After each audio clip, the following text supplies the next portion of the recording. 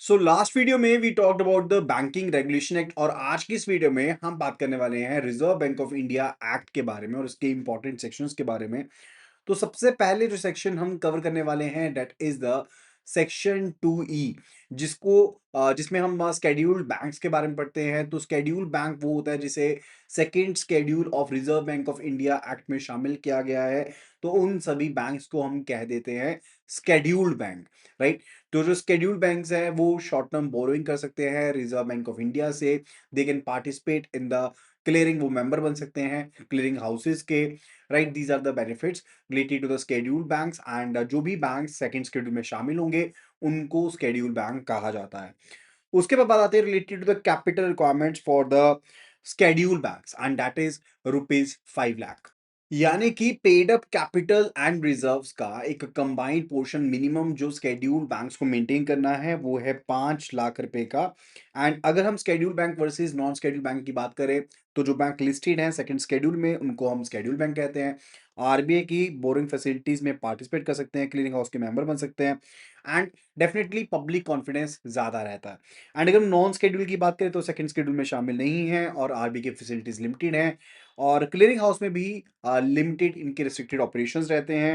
And definitely आज की date में अगर नंबर वाइज देखें तो नॉन स्केड्यूल्ड बैंक्स काफी कम हैं।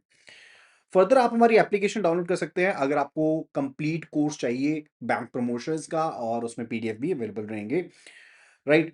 चलिए आगे चलते related to section 17 which deals with the business activities of the reserve bank of India. तो जो भी स्कोप है, नेचर ऑफ ट्रांजैक्शंस हैं जो कि रिजर्व बैंक ऑफ इंडिया के द्वारा की जा सकती हैं वो सभी बताई गई हैं सेक्शन 17 में, जिन्हें डील करता है सेक्शन 17। सो आरबीआई जो है वो गवर्नमेंट के बिहाफ पर बैंकिंग करता है, गवर्नमेंट अकाउंट्स को मैनेज करता है, ट्रांजैक्शंस को मैनेज करता है और साथ ही साथ फॉरेन एक्सचेंज में डील करने का काम, इंटरनेशनल सिक्योरिटीज को मैनेज करने का काम वो भी रिजर्व बैंक ऑफ इंडिया ही करता है। इसके अलावा जो रीडिस्काउंटिंग एंड लैंडिंग फैसिलिटीज हैं under the money market those are also being done by the reserve bank of India. So RBI central government से, स्टेट गवर्नमेंट से, लोकल अथॉरिटीज से, बैंक से या किसी और से डिपॉजिट ले सकता है, एक्सेप्ट कर सकता है, लेकिन बिना किसी इंटरेस्ट के, राइट। बिना किसी इंटरेस्ट के डिपॉजिट को एक्सेप्ट कर सकता है। आरबीआई परचेज कर सकता है, सेल कर सकता है, रीडिस्काउंट कर सकता है बिल ऑफ एक्सचेंज को, प्रोमिसरी नोट्स को, चाहे वो डोमेस्टिक है चाहे वो फॉरेन है, स्पेसिफिक कंडीशंस के अंदर। एंड आरबीआई अपने आप को फॉरेन एक्सचेंज में भी डील करता है, यानी कि फॉरेन एक्सचेंज में डील करने का काम कौन करता है? रिजर्व बैंक ऑफ इंडिया करता है। चाहे फॉरेन एक्सचेंज को बैंक से आपने सेल करना है, परचेज करना है, बाहर आपने अकाउंट ओपन करना है, एजेंट की तरह एक्ट करना है, वो सभी कामकाज भी किए जा सकते हैं। इसके अलावा आरबीआई स्केड्यूल्ड बैंक्स को लोन देता है, एडवांस देता है, स्टेट कोऑपरेटिव बैंक्स को लोन देता है, स्टेट फाइनेंशियल कॉर्पोरेशंस को लोन देता है अंडर द कंडीशंस जो कि अलग-अलग है, right. So that's related to the section 17। Further government deposits के साथ भी डील करता है, यस गवर्नमेंट डिपॉजिट के साथ भी डील करता है और इसमें इंटरेस्ट फ्री जो एक कह सकते हो आप बैंकिंग जो है that's being provided by the reserve bank of India. So central government से, स्टेट गवर्नमेंट से, लोकल अथॉरिटी से बिना किसी इंटरेस्ट के, ब्याज के डिपॉजिट को एक्सेप्ट करने का काम और गवर्नमेंट फंड्स को मैनेज करने का काम, उनकी ट्रांजैक्शन और उनके कैश फ्लोस ऑपरेशंस को मैनेज करने का काम रिजर्व बैंक ऑफ इंडिया कर सकता है। Then it's related to the foreign exchange securities, as I told you, वो भी डील की जाती हैं एंड रीडिस्काउंटिंग फैसिलिटीज भी प्रोवाइड की जाती हैं related to bill of exchange, promissory notes and advances भी दिए जाते हैं by the reserve bank of India to the scheduled banks, to the state authorities, etc. Right? So that's being done. Then after that, it's related to the section 18 जो कि emergency lending power के साथ deal करता है। सो यहां तक के सभी चीजें क्लियर हो गई हैं तो जल्दी से वीडियो को लाइक कर दीजिए एंड अभी हम बात करने वाले related to the section number 18। So financial stability को मेंटेन करने के लिए आरबीआई को एम्पावर किया गया है कि वो इमरजेंसी लोन प्रोवाइड कर सकता है लिबरल टर्म्स के ऊपर टू द बैंक्स, राइट। यानी कि मान लो कोई क्राइसिस सिचुएशन है, उसमें कोई लोन देना है तो वो प्रोवाइड करने का काम किसके पास है? रिजर्व बैंक ऑफ इंडिया के पास है। और साथ ही साथ जो सेक्शन 18 है वो पावर है ऑफ डायरेक्ट डिस्काउंट की, यानी कि आरबीआई को ये ऑथराइज किया गया है कि वो स्पेशल ऑपरेशंस को चला सकता है ताकि वो क्रेडिट को रेगुलेट कर पाए स्पेशल ओकेजन के ऊपर। That's authority is being given to the reserve bank of India, right. Let's say कोई बिल ऑफ एक्सचेंज है, प्रोमिसरी नोट है, उसको परचेज करना है, सेल करना है, डिस्काउंट करना है, एक स्पेशल ओकेजन के ऊपर दैट्स बीइंग अलाउड, वो भी अलाउ किया गया है, राइट। फर्दर इमरजेंसी लोन्स के बारे में हम बात करते हैं, तो इमरजेंसी लोन्स की जरूरत क्यों पड़ सकती है किसी क्राइसिस सिचुएशन के दौरान, लिक्विडिटी क्राइसिस मैनेजमेंट करने के लिए, फाइनेंशियल स्टेबिलिटी के लिए, या फिर इकोनॉमिक कंटिन्यूटी के लिए हो सकता है कि कोई इमरजेंसी लोन देना पड़े। फर्दर सेक्शन 20 एंड 21 डील करते हैं with the RBI acting as a banker to the government. अब सेक्शन 20 एंड 21 दोनों के तहत ही, राइट, जो आरबीआई है वो basically banker to the government act करता है, यानी कि गवर्नमेंट के लिए बैंकिंग सर्विसेज को चलाना, उस तरह सेट करेगा, पब्लिक डेट ऑब्लिगेशंस को मैनेज करने का काम, गवर्नमेंट बैंकिंग ट्रांजैक्शंस को मैनेज करने का काम, और फिजिकल एजेंट की तरह एक्ट करने का काम, ये सभी कामकाज भी रिजर्व बैंक ऑफ इंडिया के द्वारा किए जाते हैं। अगर सेक्शन 20 की बात करें खास करके, तो अंडर दिस सेक्शन आरबीआई के ऊपर ऑब्लिगेशन रहती है कि लेट्स से सेंट्रल गवर्नमेंट से पैसा असेप्ट करना, एंड लेट्स से जो पेमेंट्स करनी है वो गवर्नमेंट के अकाउंट से पेमेंट करने का काम वो किसके पास है, रिजर्व बैंक ऑफ इंडिया के पास है।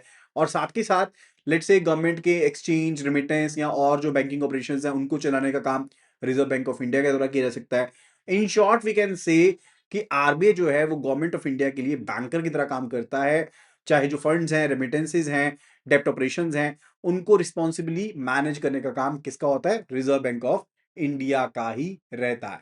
And specifically if we talk about the section 21, section 21 की अगर बात करें उस रिगार्ड में, जो सेक्शन 21 है वो डील करता है कि भाई जो सेंट्रल गवर्नमेंट है उसको भी इंटरेस्ट करना चाहिए रिजर्व बैंक ऑफ इंडिया के ऊपर, कि वो अपना सारा पैसा, सारा बिजनेस उसको देगा करने के लिए, रेमिटेंस, एक्सचेंज, बैंकिंग ट्रांजैक्शंस, वो सब कुछ किसको देगा, रिजर्व बैंक ऑफ इंडिया को देगा। इन्हीं कंडीशंस को ध्यान में रखते हुए अगर कोई अग्रीमेंट नहीं है, कंडीशंस नहीं है, तो सेंट्रल गवर्नमेंट डिसाइड करेगा कि कंडीशंस क्या रखी जाएंगी, right. So that's about the section 20 and the section 21। फिर बात आती है related to the section 22। So RBI के पास एक्सक्लूसिव पावर है, एक्सक्लूसिव एक अधिकार है कि वो इशू कर सकता है नोट्स को, that's exclusive right that's available to the reserve bank of India, यानी कि बैंक नोट इशू करने तो आरबीआई ही कर सकता है, कोई और इंस्टीट्यूशन या गवर्नमेंट बॉडी करेंसी नोट को प्रिंट नहीं कर सकती है, right. That's the authority that's available with the reserve bank of India, ठीक है। और सेंट्रल गवर्नमेंट जो है वो आरबीआई की सेंट्रल बोर्ड की रिकमेंडेशंस के ऊपर फिक्स करेगी उस पीरियड को जिसके दौरान बैंक जो है वो गवर्नमेंट करेंसी नोट्स को इशू कर सकते हैं। गवर्नमेंट करेंसी नोट्स जो होते हैं, राइट, उसे आरबीआई नोट की तरह ट्रीट किया जाएगा। कोई भी गवर्नमेंट करेंसी नोट जो कि आरबीआई की तरह इशू किए जाएंगे उनको आरबीआई के अपने बैंक नोट्स की तरह ट्रीट किया जाएगा under this particular act, right. So after that it's related to section 23 जो कि इशू डिपार्टमेंट के साथ डील करता है, यानी कि जो बैंक नोट्स को इशू करने का जो काम आरबीआई के द्वारा किया जाएगा वो एक स्पेशल डिपार्टमेंट के द्वारा किया जाएगा जिसको इशू डिपार्टमेंट कहते हैं। इशू डिपार्टमेंट सेपरेट होगा और अलग होगा रिजर्व बैंक ऑफ इंडिया के बैंकिंग डिपार्टमेंट से। एंड जो एसेट होल्ड किए जाएंगे इशू डिपार्टमेंट के द्वारा, राइट, उनके ऊपर किसी भी तरह की और लाइबिलिटी नहीं होगी which is defined for the issue department itself, right. यानी कि जो लाइबिलिटी डिफाइंड है इशू डिपार्टमेंट के लिए वो लाइबिलिटी तो उसके ऊपर है, इसके अलावा कोई और लाइबिलिटी इशू डिपार्टमेंट के ऊपर नहीं मानी जाएगी। That's basically the issue department. फिर बात आती है security banking for the currency. अब जब भी हम सिक्योरिटी बैकिंग के बारे में बात करते हैं तो दो फिगर्स ध्यान में रखनी काफी जरूरी है। एक है 200 करोड़ रुपीस की और वो एक है 115 करोड़ रुपए की। यानी कि मिनिमम जो टोटल एसेट्स हैं जो होल्ड किए जाएंगे वो gold coin, gold Boolean, foreign securities की फॉर्म में मिनिमम 200 करोड़ के रहेंगे जो कि हमेशा अवेलेबल होनी चाहिए। और उसमें से जो गोल्ड की होल्डिंग है यानी कि गोल्ड कॉइन, गोल्ड बुलियन की फॉर्म में मिनिमम 115 करोड़ की होल्डिंग होनी मैंडेटरी रहेगी, राइट। फिर बात आती है सेक्शन 24 जो कि डील करता है करेंसी की डिनोमिनेशन के बारे में, यानी कि जो करेंसी है अलग अलग कौन सी हो सकती है, मिनिमम कितनी हो सकती है, मैक्सिमम कितनी हो सकती है।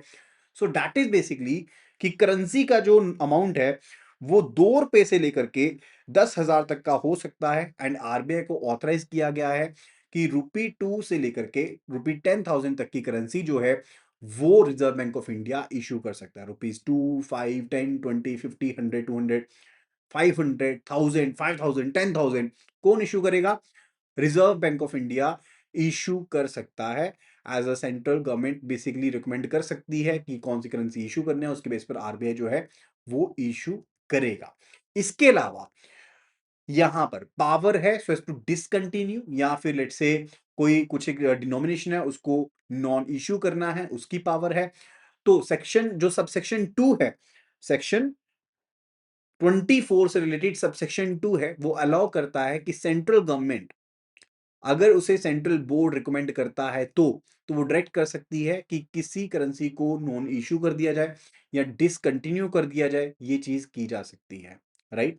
अब एक जो बात आती है कि मैंने यहां पर डिनोमिनेशन बताई रिलेटेड टू ₹2 to ₹10,000। नाउ ₹1 किसके द्वारा इशू किया जाता है, that is a very important point so as to understand. अब देखो, आरबीआई को अलाउड है कि ₹2 जो है, ₹2 से लेकर के ₹10,000 तक का इशू की जा सकता है। राइट। सो ₹1 की जो इशुएंस है डेट उसका जो बेसिस मिलता है ना, वो मिलता है क्वाइनेज एक्ट में। राइट। यानी कि वो गवर्नमेंट ऑफ इंडिया इशू करती है। कौन इशू करता है उसे? देखो, मैंने आपको बताया कि ₹2 जो है वो तो किसके द्वारा इशू किया जाता है, that's being issued by reserve bank of India. ठीक है। लेकिन ₹1 नोट जो है that's issued by the government of India, वो गवर्नमेंट ऑफ इंडिया के द्वारा इशू किया जाता है। राइट। एंड फर्दर ₹1 नोट भी क्या है, लीगल टेंडर है, दैट्स आल्सो लीगल टेंडर ना। एंड वहां पर सिग्नेचर किसके होते हैं? जो फाइनेंस सेक्रेटरी हैं गवर्नमेंट ऑफ इंडिया के, उनके सिग्नेचर होते हैं। अदरवाइज ₹2 to ₹10,000 किसके सिग्नेचर होते हैं? Governor of Reserve bank of India के सिग्नेचर होते हैं। राइट। That's the scenario. चलिए, अभी चलते हैं सेक्शन 26 पर, that's basically related to legal tender status. यानी कि जो भी करेंसी नोट्स इशू किए जाते हैं by the reserve bank of India, RBI के द्वारा जो भी करेंसी नोट्स इशू किए जाते हैं वो सभी लीगल टेंडर माने जाते हैं। एंड फर्दर गवर्नमेंट की, सेंट्रल गवर्नमेंट की गारंटी होती है उन वैल्यू नोट्स को लेकर के, कि वो गारंटी लिखी भी होती है कि डेट आई गारंटी की अमाउंट आपको पे किया जाएगा, that's being guarantee, that's a section 26। फिर बात आती है related to section 28, again very important point. अब देखो, दो तरह के करेंसी नोट्स होते हैं, एक होते हैं स्वाइल्ड नोट्स एंड दूसरा होता है म्यूटिलिटी नोट्स। म्यूटिलिटी नोट्स में क्या होता है आपके पास कि सॉइल नोट्स भी होते हैं, लाइक जो खराब करेंसी है वो करेंसी है, या कटी फटी करेंसी हो सकती है, डिफेक्टिव नोट हो सकता है, प्रिंटिंग सही नहीं है, डैमेज्ड लीगल टेंडर हो सकता है। सो आरबीआई कॉम्प्रिहेंसिव फ्रेमवर्क बनाती है, रूल बनाती है कि उनकी रिफंड कैसे होंगे, उन वैल्यूज को रिप्लेस कैसे किया जाएगा, उनके बारे में बताया जाता है। राइट। ये सब चीजें किसमें मेंशन है? Those all are mention under section 28। अब कुछ एक इंपॉर्टेंट पॉइंट है सेक्शन 28 से। पहली चीज है कि किसी का अधिकार नहीं है कि वो म्यूटिलिटी करेंसी को, स्टोलन करेंसी, लॉस्ट करेंसी को लेकर के पैसे का एक राइट मान ले कि मुझे आरबीआई देगा। राइट। और रिफंड जो दिया जाएगा रिजर्व बैंक ऑफ इंडिया के द्वारा वो मैटर ऑफ ग्रेस की तरह किया जाएगा, सिर्फ प्रिस्क्राइब कंडीशंस के अंदर दिया जाएगा, सिर्फ एक प्रायर अप्रूवल के तहत दिया जाएगा जो प्लान सेंट्रल गवर्नमेंट अप्रूव करेगी। एंड जो रूल बनाए जाएंगे रिजर्व बैंक ऑफ इंडिया के द्वारा, उनके ऊपर भी गवर्नमेंट सैंक्शन देती है। यानी कि आरबीआई फ्रेम करेगा रूल को, लेकिन उनको सैंक्शन कौन करेगा? Sanction will be given by the government. And rule जो हैं वो पार्लियामेंट के सामने रखने पड़ते हैं, उसी के बेस पर आपको रिफंड रूल्स बनाए जाते हैं, उनको एम्पावर किया जाता है। ठीक है। तो those rules are given under the section 28। Clear है चीज? तो जैसे मैंने आपको बताया कि सॉइल नोट तो वो होता है जो डर्टी है, या कलर उतर चुका है, या लेट से वो फट चुका है नॉर्मल वियर टियर की वजह से, उसे हम सॉइल नोट कहते हैं। म्यूटिलेटेड का मतलब होता है जिसका एक पोर्शन मिसिंग है, या लेट से दो या उससे ज्यादा पीसीज हो चुके हैं, उसको म्यूटिलेटेड करेंसी कहते हैं। अब ऐसे नोट्स को एक्सचेंज से रिलेटेड कहाँ प्रेजेंट किया जाना चाहिए? जो कोई भी बैंक ब्रांच है कमर्शियल बैंक की या रीजनल रूरल बैंक की, जो एक जेन्युइन सॉइल नोट्स को एक्सेप्ट कर सकती है। अगर कोई एक्सट्रीमली डैमेज नोट है, लेट से जो जल चुका है, जो अच्छे से फट चुका है, तो आपको आरबीआई के इश्यू ऑफिस में जाना पड़ेगा, या फिर इंश्योर्ड पोस्ट के थ्रू आपको भेजना पड़ेगा।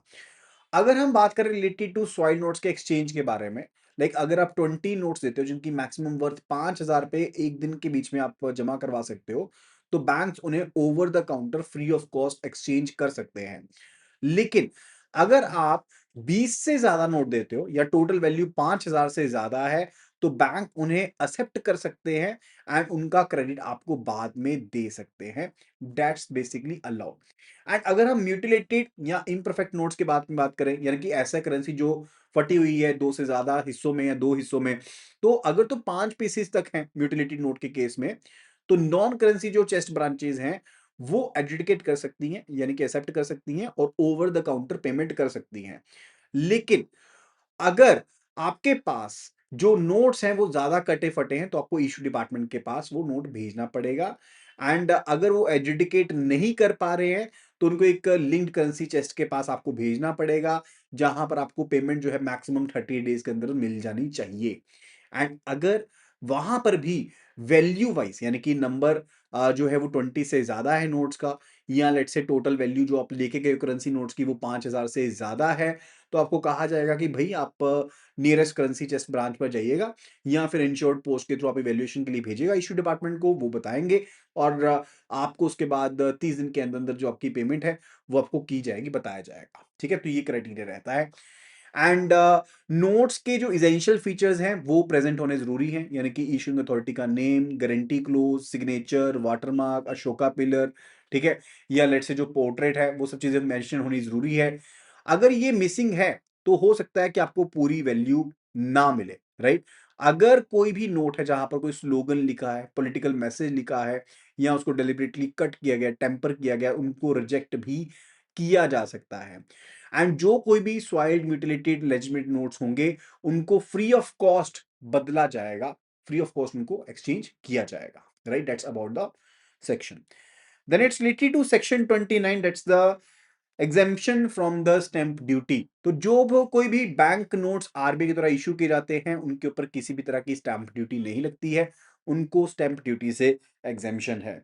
For the section 31, that's the prohibition on the bearer instrument. So सबसे पहली चीज है रिलेटेड टू स्ट्रिक्ट प्रोहिबिशन कि no entity except the reserve bank of India and the central state government, कोई भी एंटिटी, ऐसी एंटिटी जो सेंट्रल गवर्नमेंट नहीं है, स्टेट गवर्नमेंट नहीं है, रिजर्व बैंक ऑफ इंडिया नहीं है, वो ऐसे बियरर बिल्स, हुंडी या फिर प्रोमिसरी नोट इशू नहीं कर सकती which is payable to bearer on demand, यानी कि payable to bearer on demand instrument related to bill of exchange, related to the hundi, related to the promissory note cannot be issued by any of the persons other than the Reserve Bank of India, central government या फिर state government, right?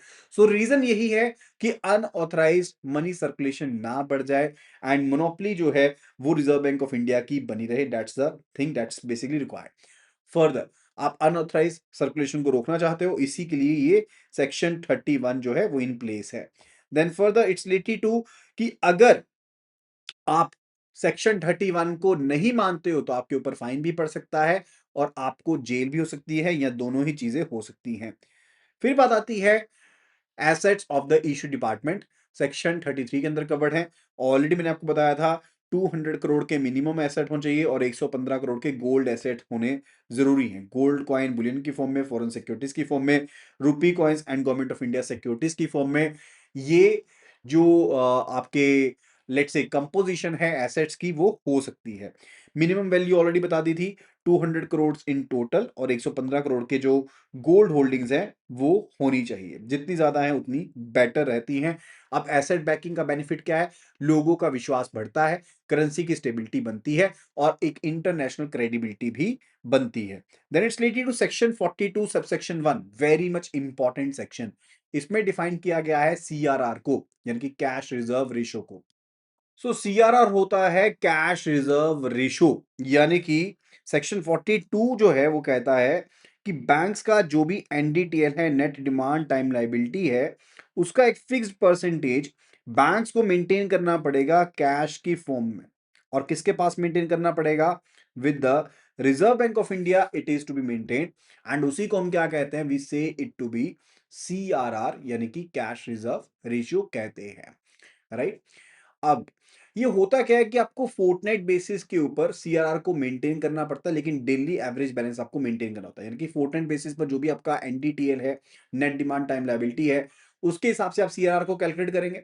लेकिन आप इसको daily average basis पर maintain करते हैं and daily average का आपको मेंटेन करते हुए टोटल आपको परसेंटेज मेंटेन करना पड़ता है किसका, सीआरआर का। जब आरबीआई इंक्रीज करता है सीआरआर को तो उसके केस में क्या होगा कि बैंक्स के पास पैसा कम रहेगा क्योंकि उतना बैलेंस तो उनको मेंटेन करना पड़ेगा रिजर्व बैंक ऑफ इंडिया के पास, राइट। और वहीं पर अगर आरबीआई रिड्यूस कर देता है सीआरआर को, अब बैंक के पास पैसा ज्यादा होगा जिससे बेसिकली वो लेंडिंग ज्यादा कर सकते हैं, राइट। सो यही मेजर रीजन है सीआरआर को इंक्रीज डिक्रीज किया जाता है, तो मॉनेटरी पॉलिसी का एक पार्ट है। सो अगर सीआरआर को इंक्रीज किया, so if the CRR is increased, in that scenario, what will happen? The liquidity will increase. ठीक है, तो CRR को इंक्रीज अगर करते हैं तो लिक्विडिटी जो है वो इंक्रीज कर जाएगी। और वहीं पर ये अगर आप इंक्रीज करते हो तो इन्फ्लेशन को रेस्ट मिलेगा, इन्फ्लेशन आपकी सही हो जाएगी, कम हो जाएगी एंड एक्सचेंज के ऊपर प्रेशर आपका कम हो जाएगा। बैंक कोस्ट हो सकता है बढ़ सकती है, राइट, जिससे लेंडिंग रेट हो सकता है कि बढ़ जाए, हो सकता है बढ़ जाए। और दूसरी तरफ अगर सीआरआर को रिड्यूस किया गया, जब सीआरआर को आपने कर दिया रिड्यूस, यहां पर किया था इंक्रीज, और अगर आपने सीआरआर को कर दिया रिड्यूस तो लिक्विडिटी जो है वो इंक्रीज हो जाएगी। सो इन दैट सिनेरियो अगर आप सीआरआर को इंक्रीज करते हो तो लिक्विडिटी जो है वो कम हो जाती है, और लिक्विडिटी कम होती है तो इन्फ्लेशन आपकी बेटर होती है। और वहीं दूसरी तरफ अगर सीआरआर कम होती है तो लिक्विडिटी आपकी सिस्टम में बढ़ जाएगी, और उससे आपकी क्रेडिट ग्रोथ जो है वो भी बढ़ जाएगी, यानी कि बैंक के पास पैसा ज्यादा आ गया तो बैंक लोन भी ज्यादा देंगे, तो इकोनॉमी आपकी बूस्ट होगी।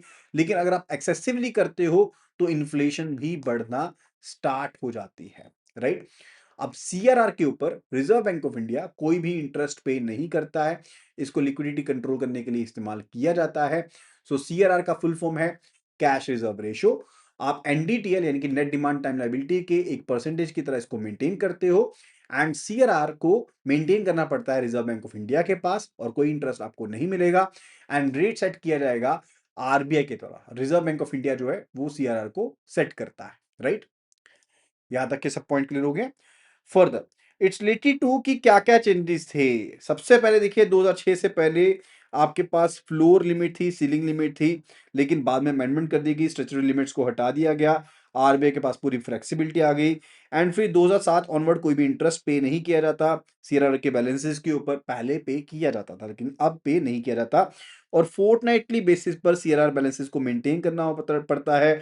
सो बैंक्स को सीआरआर मेंटेन करना पड़ेगा fortnightly basis from Saturday to the following Friday, and average daily balance आपको मेंटेन करना पड़ेगा, that must be meeting the prescribed ratio as such I told you. Then it's related to the section 45 जो कि deal करता है with the credit information authority. So RBI को empower किया गया है कि कोई भी कॉम्प्रिहेंसिव जो क्रेडिट इंफॉर्मेशन लेनी है बैंकिंग कंपनी से लेकर के, फाइनेंशियल इंस्टीट्यूशन से लेकर के, वो आरबीआई इंफॉर्मेशन कलेक्ट कर सकता है, एंड दैट बेसिकली फैसिलिटेट्स कि आरबीआई एक इन्फॉर्म डिसीजन ले पाएगा एंड सिस्टमेटिक रिस्क मॉनिटरिंग कर पाएगा। जो सिस्टमिक रिस्क होता है ना, उसको मॉनिटर करना बहुत ज्यादा जरूरी होता है ना। सिस्टमिक रिस्क क्या है? Systemic risk is related to, let's say कोई एक बैंकिंग प्रणाली फेल होती है ना, तो पूरे के पूरे बैंकिंग सिस्टम के ऊपर दिक्कत आ सकती है, उसे हम सिस्टमिक रिस्क कहते हैं। तो उसको मॉनिटर करने के लिए, उसकी देखरेख करने के लिए जरूरी है कि इंफॉर्मेशन कलेक्ट आरबीआई कर पाए। So under this section RBI can collect any return statement information bank से, फाइनेंशियल इंस्टीट्यूशन से, जो उसे लगता है कि जरूरी है। सो ये सभी स्केड्यूल बैंक्स के ऊपर, फाइनेंशियल इंस्टीट्यूशंस के ऊपर, कोऑपरेटिव बैंक्स के ऊपर चीजें लागू हैं, एंड इसमें liabilities, asset, cash balances, loan, advances, investment, सब चीजें डाटा जो है वो आरबीआई मांग सकता है। इससे मॉनेटरी स्टेबिलिटी बनती है, पॉलिसी फॉर्मुलेशन में हेल्प मिलती है, फाइनेंशियल साउंडनेस रहती है। अब आरबीआई प्रिस्क्राइब करेगा कि डाटा कब चाहिए, डेली चाहिए, वीकली चाहिए, वो आरबीआई डिसाइड करेगा। एंड अगर कोई बैंक फेल होता है या गलत इंफॉर्मेशन देता है तो आरबीआई मॉनेटरी पेनल्टीज भी लगा सकता है। एंड इंफॉर्मेशन जो भी ली जाएगी सेक्शन 45 के अंदर वो कॉन्फिडेंशियल रहेगी, और सिर्फ ऑफिशियल पर्पस के लिए उस इंफॉर्मेशन को इस्तेमाल किया जाएगा। That's the section 45।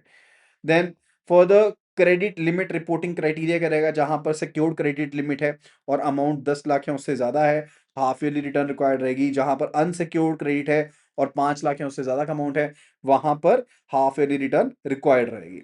And further it's related to reporting of the stressed accounts, यानी कि जो भी स्ट्रेस्ड अकाउंट्स हैं उनकी भी रिपोर्टिंग की जाएगी। सो जहां कहीं भी डाउटफुल एसेट्स हैं, डाउटफुल एसेट्स कौन से होते हैं, जो कि डाउटफुल कैटेगरी में, जैसे सबसे पहले आपके पास होता है स्टैंडर्ड एसेट्स, फिर होते हैं लोन एनपी चला गया सब स्टैंडर्ड हो गया, फिर हो जाता है डाउटफुल में।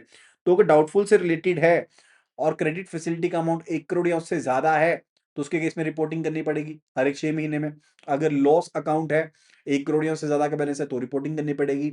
अगर सूट फाइल्ड अकाउंट है जहां पर लीगल प्रोसीडिंग चल रही है और अमाउंट 1 करोड़ या उससे ज्यादा है, तब भी आरबीआई को रिपोर्टिंग करनी पड़ेगी हाफ ईयरली बेसिस पर। Now these are the basic statistical returns, BSR कहते हैं, बीएसआर 1 बीएसआर 2 इनको कहते हैं।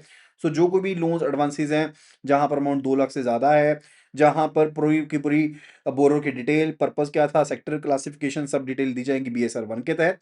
एंड बीएसआर 2 जो है वो टेन्योर एंड टाइप बताएगा, डेमोग्राफिक डाटा बताएगा और रीजनल डिस्ट्रीब्यूशन के बारे में बताएगा, right. So these are the basic statistical return which are to be filed with the reserve bank of India.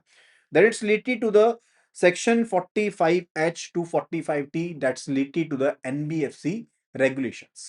Section 45H to T जो है वो एनबीएफसी रेगुलेशंस के बारे में बात करता है। वो कहता है कि चैप्टर 3B के अंदर जो चीजें बताई गई हैं वो बाकी संस्थाओं के ऊपर नहीं लगेगा, लेकिन एनबीएफसी के ऊपर एप्लीकेबल रहने वाली हैं, right.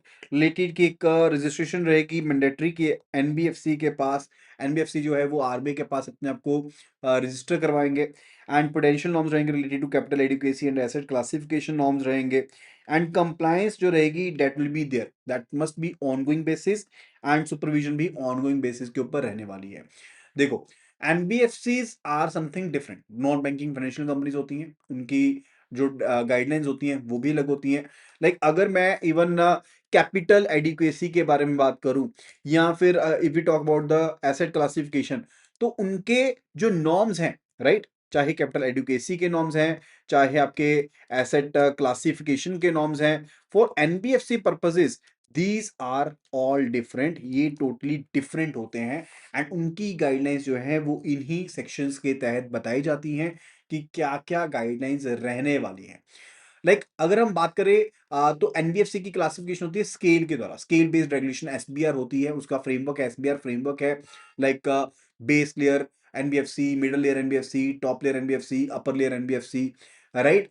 So minimum capital requirements भी उनकी डिफरेंट होती हैं, जो उनको मिनिमम रेशियो मेंटेन करनी पड़ेगी। लाइक अर्लियर क्या होता था कि जो नॉन डिपॉजिट टेकिंग या सिस्टमेटिक इंपॉर्टेंट एनबीएफसी होती थी उनको सीआरआर मेंटेन करनी पड़ती थी, कुछ मेंटेन करना पड़ता था। सो टाइम टू टाइम इन गाइडलाइंस को क्या किया जाता है, अपडेट किया जाता है।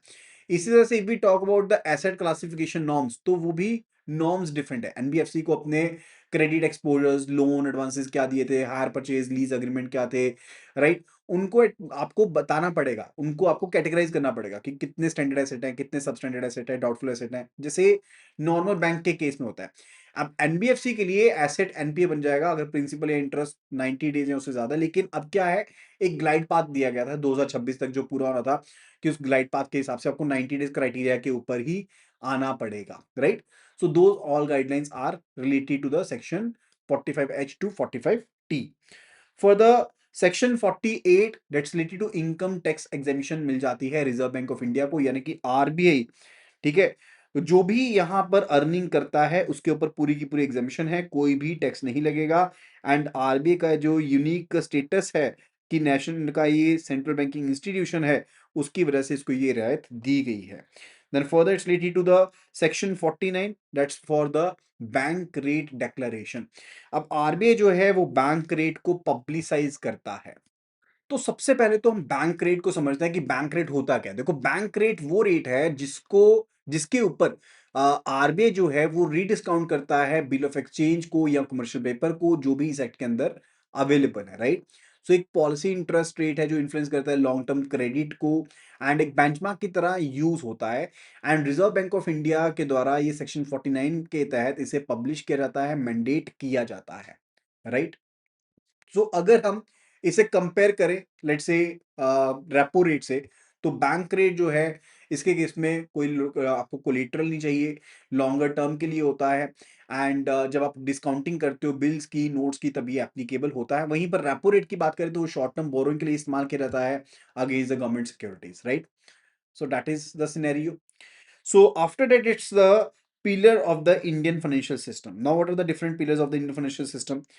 Section जो आपके Reserve bank of India Act है, that's a major thing, right? Then monetary policy framework है, बैंकिंग रेगुलेशन सुपरविजन है, करेंसी मैनेजमेंट एंड इशुएंस है, and financial stability and credit control है। And further this act is the cornerstone of the India's banking and the monetary architecture, and it's very important है। तो ये कुछ एक summary है where we basically have read about it, like schedule bank section 2E में covered है, currency issuance related section 22 to 29 है, CR framework section 42 subsection 1 में दिया गया है, government bankers related 2021 में बताया गया है, bank rate is issued under section 29 and NBFC oversight is under section 45H to 45T। सो आपको ये वीडियो कैसी लगी जल्दी से जल्दी मुझे कमेंट सेक्शन में बताइएगा, एंड अगर आपको कंप्लीट पीडीएफ ये वाली चाहिए तो जनरली आप सिंपली आपको व्हाट्सएप करना है बैंक प्रमोशन अपडेट लिख करके, आपको लिखना है व्हाट्सएप के ऊपर बैंक प्रमोशंस और साथ में लिखना है अपडेट्स, और उसे व्हाट्सएप कर देना है टू द नंबर 8360944207 के ऊपर। मेक श्योर कीजिएगा कि ये नंबर आपने अपने मोबाइल में सेव जरूर किया हो, उसके बाद ही आपको अपडेट्स मिलेंगे। Thank you so much and see you again in the next video. Happy learning.